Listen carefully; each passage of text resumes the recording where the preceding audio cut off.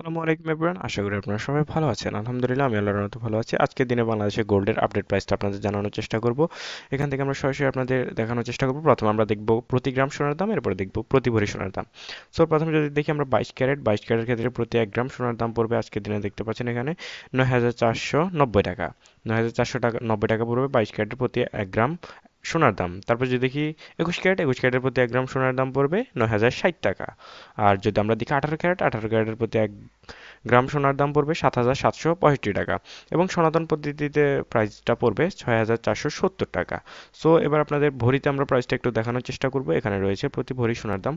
So বাংলাদেশে যদি আমরা দেখি প্রথমে 22 ক্যারেটের প্রতি 1 ভরি সোনার দাম পড়বে আজকের দিনে 1,10,691 টাকা।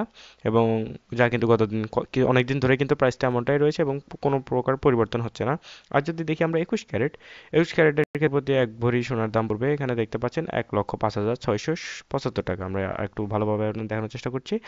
1,05,675 টাকা পড়বে প্রতি ভরি 21 ক্যারেটের সোনার দাম।